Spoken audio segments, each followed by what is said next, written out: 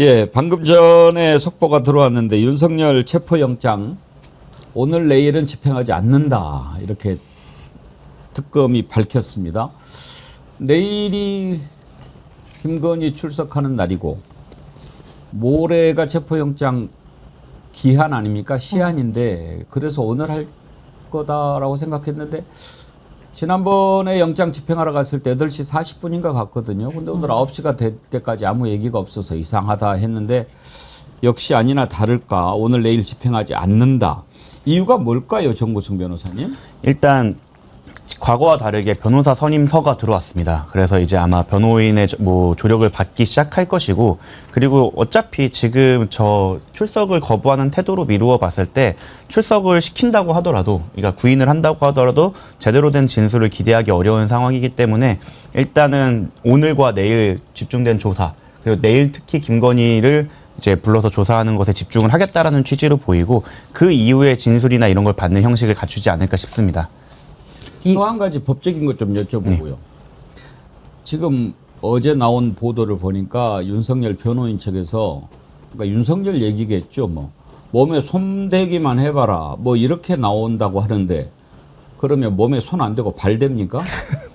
어떻게 하자는 겁니까? 참 말이 안 되는 게, 이게 일반적인 이제 형을 집행하는 행정이 아니라 체포영장의 집행이지 않습니까? 그렇기 때문에 그들이 주장하는 그 논리였던 그 구치소 내의 규정은 그것보다는 법원이 발부한 영장이 우선이 돼야 됩니다.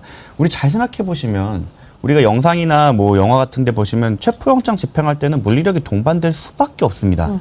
그렇다고 치면 우리나라 그 경찰분들께서 그 범인들 잡을 때 물리력을 쓰지 말라는 말과 동일한데, 이것은 계속 그 과거에는 자기가 예쳤던 공정과 상식, 법치에 가장 어긋나는 주장이다.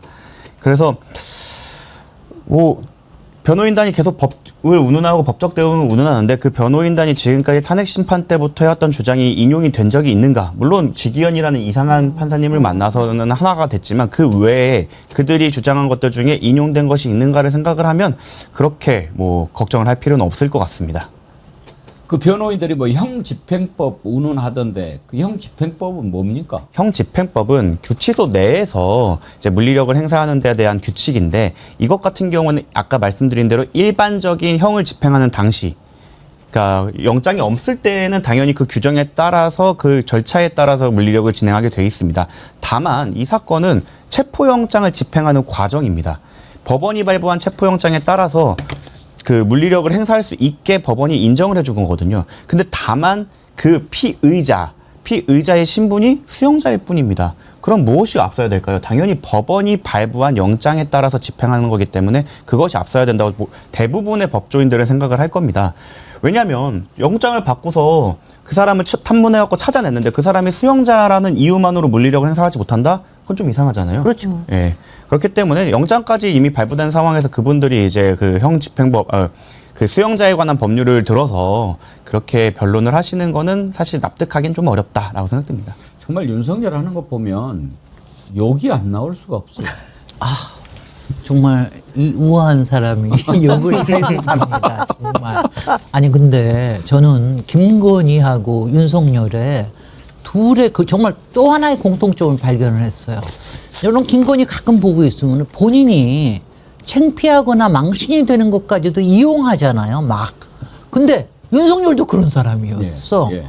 이런 굴욕을, 그러니까 스스로 굴욕을 자초하잖아요. 근데 그 굴욕한 거를 갖다가 이용을 해가지고 자기의 또 다른 어드밴티지를 만들려고 그러잖아요. 야, 이런 정말 구역질 나고 구질구질하고 그러고 정말 사악한 니은들이 있나. 정말. 이번에 뭐 정말 힘들어 죽겠어요. 더워서 잠깐 벗었느니 뭐 체온 조절 뭐 이런 얘기 하던데, 전혜원 원장님, 저는 제일 웃겼던 게 추미애 의원이 변온동물이냐? 추미애 의원도 그렇게 지적을 했고, 조국혁신당의 황명필 최고위원도 변온동물 하면은 뭐 뱀, 두꺼비 뭐 이런 얘기를 들면서 두꺼비에 가깝네. 윤석열은 그럼 뭐냐, 뭐 그리고 이제 뭐 동물들을 쭉 나열하던데 멧돼지. 뭐 그런 실제로 그 말이 언급이 나왔습니다. 포유류입니다. 근데 이제 병원동물 아니죠. 아니죠. 병원동물이. 포유류. 과거에는 정치인들이 이런 발언하면 언론에서 막말 막 이렇게 했는데 지금 내란숙의 행동이 너무 좀 저질이다 보니 오히려 국민들이 맞는 말이다 이런 얘기 나오고요. 이제 정청래 대표 같은 경우에는 후보 시절에 그런 표현을 썼잖아요. 커튼이나 담요 같은 걸로 둘둘 싸서 데리고 나와야 된다. 근데 너무 많은 국민들이 동의라는 거예요. 이른바 보쌈 방식으로라도 써서 체포영장 집행이 된다라고 하는데 이게 조폭도 아닌 정말 내란 수괴입니다. 근데 이런 모습을 보이니까 아마 국민들이 더 이런 말에 맞다. 그렇게라도 해야 된다. 이렇게 동의하는 걸로 보입니다. 근데 저는 요번에 무슨 생각을 했냐면은 윤석열이 저렇게까지 나오는 거 보니까 저는 김건희한테 단단히 오더를 받았다. 너, 네 일은 모르겠으나 내 일에 대해서는 입도 뻥끗하지 마라. 김건희 요번에 가는 게 김건희 특검 아니에요. 예. 그러니까 김건희 특검에서 가져가는 거, 데려가는 거기 때문에 그렇기 때문에 저렇게 저항을 하는 게 아닌가요?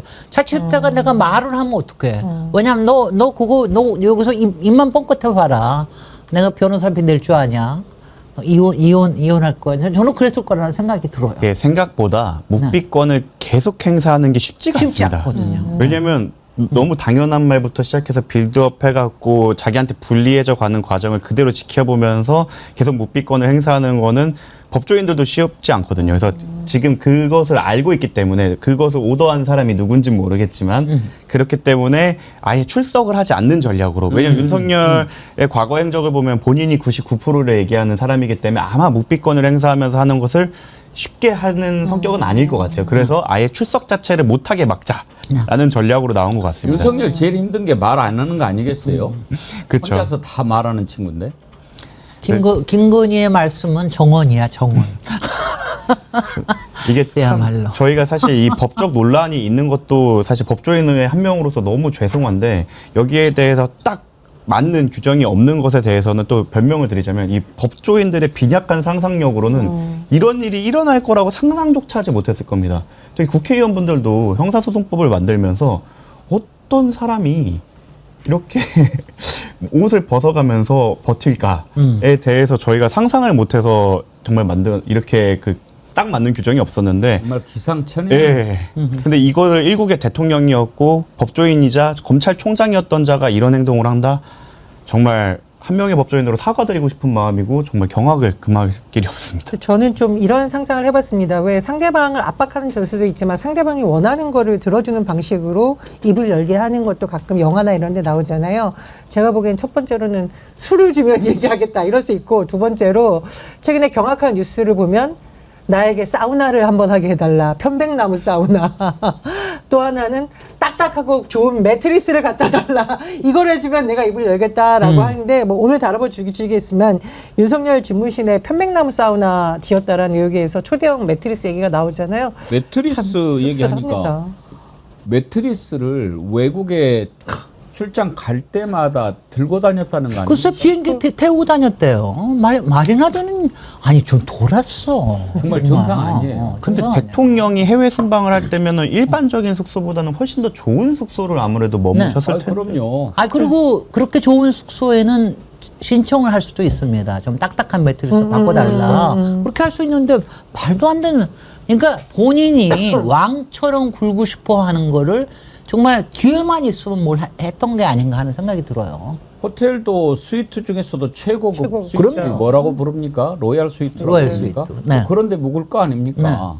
그런데 그런 애들이 꼭 탄핵을 당하나? 박근혜는 옛날에 변기를 들고 다녔다는 거 아닙니까? 뭐 참 이상한 애들이야. 뭐 그 매트리스를 왜 들고 다닙니까? 참 지가 안 들고 다니니까 그래. 그럼요. 이렇게 지금 뭐 말도 안 되는 짓을 해가면서 버티고 있는데 윤석열이 박근혜 국정농단 특검 수사팀장 하지 않았습니까? 그때 최순실이 계속 불응하니까 구치소에 있는 최순실을 체포했어요. 그래서 특검이 그래 너도 그렇게 했으니까 우리 그렇게 똑같이 한다 이야기하지 않습니까? 오래전이라 여러분들 기억하실지 모르겠는데 그때 최순실이 눈을 보면 아주 막 표독스러운 게 있었죠. 막 살기가 막 넘치고 그랬는데 포승줄에 묶여서 끌려 나오면서 막 그 입에서 민주주의 막 얘기가 나오니까 많이 웃었죠. 그 입에서 민주주의 얘기 나오는 걸 보고 청소하시는 아주머니가 한마디 한 게 그때 참 오랫동안 회자가 됐었습니다. 그 장면 한번 보고 갈까요?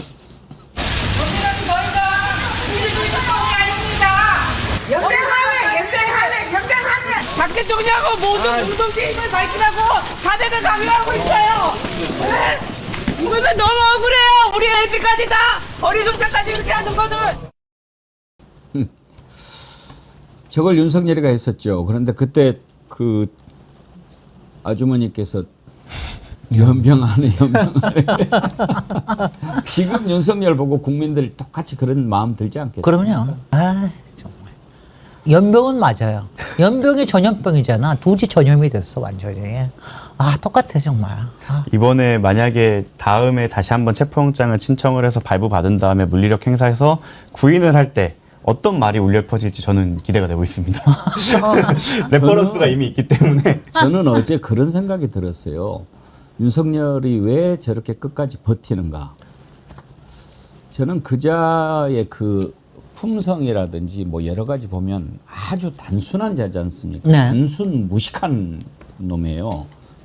그러니까 다른 거 다 없고 내가 수위 입은 모습 보이면 쪽팔리니까 그거 안 보여주려고 저러는 것 같아요.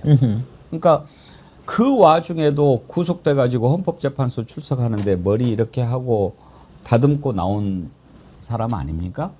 근데 이제 지금까지 우리 국민은 윤석열이가 2번이나 구속되고 구치소에 왔다 갔다 하고 처박혀 있고 그러는데도 윤석열이 양복 입고 넥타이 찬 모습만 봤지 수의 입고 수갑 찬 모습을 아직까지 보지 못했습니다. 그렇습니다. 그걸 안 보여주고 싶어서 저 발광을 하는 게 아닌가 그런 생각이 들더라고요. 그것도 있지. 근데 이제 외신에도 윤석열이 속옷 입고 저항했다라는 보도가 나오고 있거든요. 그러니까 이거 정말 윤석열 대통령 재임 기간에도 전 국가 망신을 떨더니 가서도 국가 망신을 떤다. 그리고 일각에서는 이게 국민의힘에서나 일각에서는 특검이 망신을 줬다라고 하는데 특검이 망신 준 게 아니죠. 윤석열 본인이 국가 망신을 시키는 행동을 한 거다라고 해서 제가 보니까 이제 보수 언론에서도 계속 비판하는 사설이 나오고 있거든요. 아마 윤석열 찍었거나 윤석열을 찬양했던 일부 언론도 참 창피스럽고 저는 사실 좀 그 언론 기사를 요즘 다시 한번 띄워놓고 싶어요. 이렇게 윤석열 찬양했던 사람들 같이 안 부를 거냐. 이 소금 난동 사태에 대해서 어떻게 생각하는지 물어보고 싶습니다. 사실 근데 이제 저는 좀 변호사님께 여쭤보고 싶은데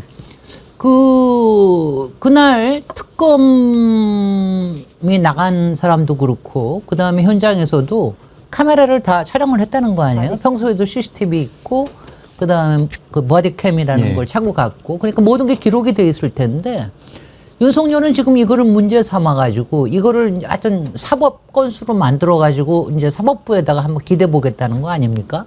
근데 그렇게 되면 저 그 비디오가 증거로 나올 수도 있어요. 그렇죠. 바로 증거로 제출이 돼야죠. 이게 참 아까 이제 앵커님께서 말씀하신 것처럼 어리석은 게 눈앞에 있는 그것만 모면하기 위해서 자꾸 거짓말을 하다 보니까 이제 무리수를 쌓는 건데 바디캠 만약에 이렇게 이슈로 시키고 법적 대응을 하면 네. 그 영상 자체가 바로 증거가 됩니다. 네. 그리고 만약에 이게 증거가 된다고 하면은 대중에 공표될 가능성도 적지 않죠. 글쎄 말이죠. 근데 그거를 회사 단순히 그냥 자신이 너무 끔찍해, 정말. 이 상황에서의 불리함을 벗어난다고 마치 나는 잊고 있었는데 목포로 가려는데 이렇게 거짓말을 하게 돼서 진실 게임으로 간다면 아. 특검법상 브리핑하게 돼 있기 때문에 그거를 공개하는 것도 충분히 가능합니다. 네. 그 사법부까지 가지 않더라도요. 그래서 참 그리고 게다가 윤석열 측의 그 입장이 한번 바뀌지 않았습니까? 바뀌었죠. 그걸 보면은 이게 뭔가 큰 대전략을 갖고 디테일한 전술을 뭐 짜서 하는 게 아니라 눈앞에 있는 그냥 상황을 모면하기 위해서 급급하다. 그리고 그것을 계속 이슈화를 계속 시킨다고 하면 사실은 특검 입장에서는 공개하는 것도 하나의 카드가 될 수 있다. 물론 이제 국민들의 안구와 정신 건강에 좀 좋지 않겠지만 이것들이 충분히 그럴 가능성도 있습니다. 그래서 아마 이제 조금 그 전략적 마인드가 있는 변호인이라면 이걸 이슈화 시키는 걸 원치 않을 거예요. 그래서 뭐 오늘 협의를 한다 뭐 이런 얘기가 나온 거는 이제 영장을 재발부받아 하면 우리가 할 테니 뭐 이거를 이슈화 더 이상 키우지 말자 이런 식의 딜이 오고 가지 않았을까라는 추측을 하고 있습니다. 하여튼 내일 김건희 저는 뭐 분명히 김건희 내일은 꼭 나올 거라고 생각하는데 그러고 나면은 모레 이후에는 이제 구속영장을 다시 체포영장을 다시 발부받아야 되거든요. 그 체포 기한 연장이 됩니까? 연장 안 아니라 됩니다. 재발부. 재발부를 네, 지난번에도 다시 청구를 해야 됩니까? 네. 네, 맞습니다. 네. 근데 지금 같은 경우에는 이미 체포영장이 발부될 때 사유가 인정됐기 때문에 발부된 것이고 그 이후로 체포영장에 그 윤석열이 저항을 했기 때문에 아마 재발부에는 이제 법원이 제동을 걸지 않을 것 같습니다. 그래서 동일한 판사입니까? 그렇진 않을 겁니다. 왜냐면은 그 중앙지법 같은 경우는 3교대로 영장지법 판사님들이 돌아가기 때문에 그 영장 청구 시점에 따라서 다르게 됩니다. 그 판사들은 다 정상이겠죠? 요번에 그 김건희 특검의 압생영장을 기각한 그분들도 그분이고 윤석열의 체포영장을 인용하는 사람들도 그분입니다. 그때 세 분이 돌아가시기 때문에 걱정이 많으셔서 예. 지난 1월 달에도요. 예. 체포영장 다시 발부받아가지고 두 번째로 갔던 겁니다. 아니, 지기현이 같은 놈을 만나니까 또 우리가 만날까 봐. 걱정이 안 생기겠어요. 우리가 체포영장. 계속 그 걱정했던 그 전담 판사님들이 계속 전담을 하십니다. 지기현이는 지금 휴가 갔습니까? 네, 휴전기라 그런 걸로 보입니다. 매우 부적절하다고 휴가 어디로 생각합니다. 갔는지 아십니까? 제가 사실은 그 고등학교 동창회에 나온다라는 얘기가 있어갖고 유심히 들어봤는데 그 자리에 오시진 않았더라고요. 그래서 아마 휴전기를 좀 즐기고 계신 걸로 보입니다. 룸사롱 가서 삼겹살 먹는 거 아닐까요? 대법원에게 조사를 남기지 않고 이거는 공수처가 빠르게 움직여야 된다고 생각합니다. 아휴. 아유 정말. 제가 사실은 이번에 법원 쪽에 있는 분들과 식사를 하면서 저도 이제 군복무를 대법원 법원행정처에서 공익법무관으로 1년 있다 보니까 이제 법원분들이랑 이렇게 연이 있었는데 그분들도 너무 안타까워하시더라고요. 제가 본 그 대법원에 계신 분들은 왜냐면 오해를 살까봐 내가 누구랑 밥 먹는 것 자체가 외부에서 다르게 비춰질 수 있기 때문에 정말 스스로를 경계하고 스스로를 조심하시는 분들이 다수였거든요. 근데 검찰과 다르게. 근데 한 명의 그 판사 때문에 이렇게 된 거에 대해서 정말 약간 참담해 하시고 참 그 부분에 대해서는 근데 저는 또 생각이 좀 그분들과는 좀 달랐던 게 그게 내부에서 대법원 차원에서 스스로 교정을 하지 못하면 어쩔 수 없이 외부의 칼날이 들어갈 수밖에 없습니다. 근데 지금 대법원은 그 감사 결과를 미루거나 제대로 진행을 안 하고 있는데 이거를 빠르게 하고 배당 같은 경우에도 그렇습니다. 요즘에 지난주인가요? 그 지기현 판사가 판결한 다른 판결이 또 이슈가 된 적이 있었습니다.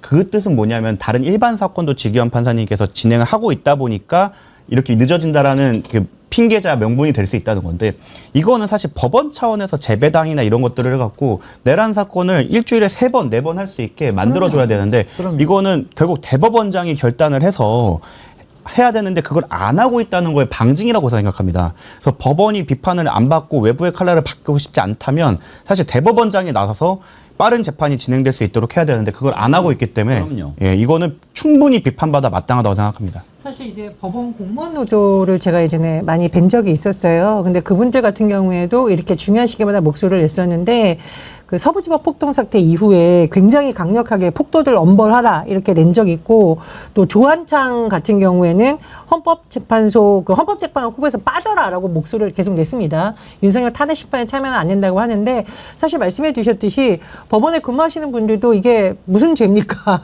이런 사태를 봐야 된다는 게 굉장히 마음 아프고 안타까우실 것 같고 진짜 그 조국신당의 황명필 최고위원이 얘기를 했듯이 윤석열의 속옷 난동을 봤던 이 임무를 수행하는 사람들에게는 안과 치료와 정신과 치료를 국가에서 해줘야 된다는 말이 나오거든요. 이래저래 내란 수계 때문에 공무를 수행하는 분들도 굉장히 고생하고 있다는 생각이 듭니다. 저는 이번에 이 언더웨어 사건 나고 난 다음에 방송을 보니까 방송에 왜 남성 패널들이 많잖아요. 남성 패널들은 다 같이 너무 수치스러워한다는 게 느껴져요. 그러니까 이거 말하는 것 자체 아니 우리 여성들은 솔직히 우리는 애기도 갓난 애기도 보고 많이 저기 하니까 뭐 솔직히 뭐 여러 가지 상황에 좀 이렇게 저거 하는데 상상하는 것만으로도 너무 끔찍하죠. 스트레스를. 근데 남성들은 남자들이 이렇게 얘기하는데 정말 이게 너무 수치스러워. 어떻게 이런 일이 있나. 너무 끔찍해하는 거예요. 아니 어떻게 정말 정말 채통이고 뭐고 어떻게 그런 상상을 하죠? 그리고 사실은 옷을 너무 벗고 있는 것 끔찍해요. 자체가 징계사안이에요. 네. 예, 그럼요. 원래는 옷을 벗는 것 자체가 징계사안이고 그게 구치소와 소통이 됐다는데 그게 사실이라면 특혜로 준 거기 때문에 서울구치소장이든 담당자가 징계받아야 되는 거고 그게 아니라면 윤석열이 벌점이든 이런 게 쌓여서 이제 다른 징벌방으로 가던가 해야 되는 사안인 거죠. 그러니까 이게 눈앞에 있는 자신의 불리한 거를 숨기기 위해 거짓말을 하다 보니까 그렇죠. 스텝이 계속 꼬이는 겁니다. 정상적인 사람이 만약 그런 상황에 있었으면 잠깐 옷을 입을 테니까 잠깐 자리를 좀 비켜달라 이렇게 하는 게 정상이지. 아우 기대할 정말 걸 기대하십시오. 끔찍해. 정말 끔찍한 근데 사람이야. 오히려 저는 이번에 어. 윤석열이 자기 스스로 또 자기 발목을 잡았다고 생각합니다. 그렇습니다. 뭐 그 본인이 그렇게 해명을 했다면 네. 이 다음에 또 체포영장 집행하러 갈 때는 네. 뭐라고 변명하겠습니까? 이제 할 말이 없죠. 네. 내가 뭐 변호동물로 바뀌어버렸다. 그렇게 얘기할 수도 없는 거고. 뭐 피하려고 한 게 아니었다라고 얘기했으니까.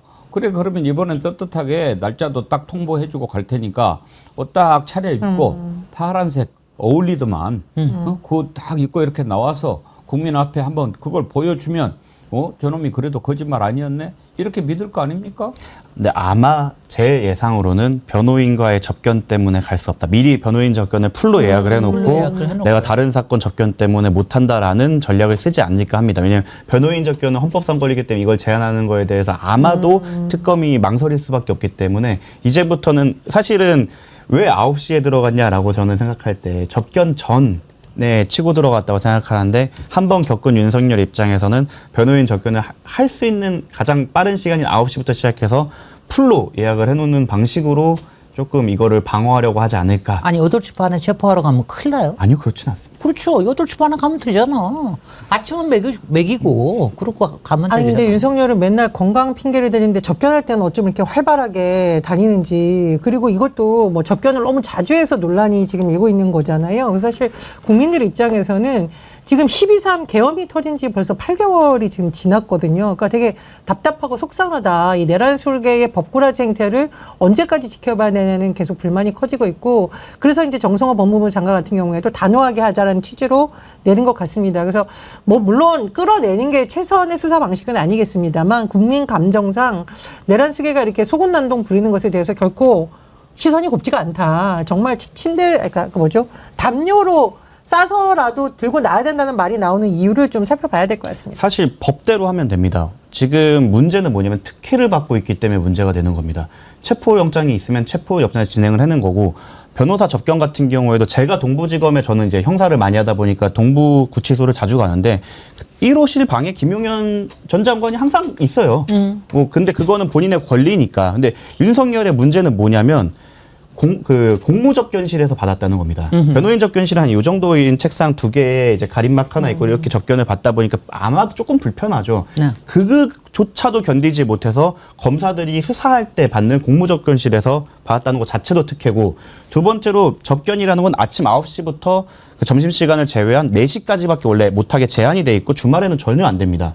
근데 6시까지 했다, 주말에도 했다라는 걸 듣고 저는 되게 충격을 받았던 게 아무리 급한 사안이고 내일 영장 친다고 해도 그 구치소에서 절대 안 해주거든요. 어허. 근데 이런 특혜가 있다는 걸 보고 저희 의뢰인들은 계속 연락이 오죠. 예. 왜 정 왜 변호사님은 안 왜 주말에 해줍니까? 못 가십니까? 왜 저녁엔 안 됩니까? 윤석열이는 된다는데 이게 한 명이 법조에서 너무 화가 나는 게 계속 공정과 상식 원칙을 말했던 사람이고 그런 거는 뭐 걔한테는 이제는 뭐 근데 지금 정권이 바뀌어서 이제 국민주권 정부가 들어왔고 새로운 이제 정말 법치주의가 진행돼야 되는 상황에서 서울구치소장은 도대체 뭘 하는 사람이길래 이러한 특혜, 명백한 특혜를 주는 것인가? 저는 여기에 대해서 의혹이라는 말도 거부하고 싶다. 이거는 입증이 된 겁니다. 그러네요. 예. 왜냐하면 일반 변호사는 4시 이후에 접견을 아예 못 해요. 오후 4시까지 되고 주말에 안 되는 거 몰랐어요.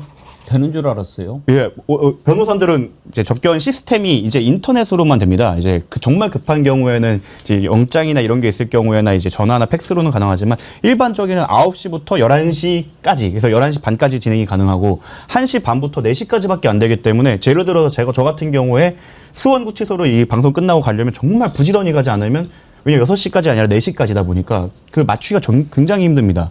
근데 이 상황에선 특별 접견도 했다. 공무접견실도 썼다. 주말도 썼다. 야간 접견도 했다.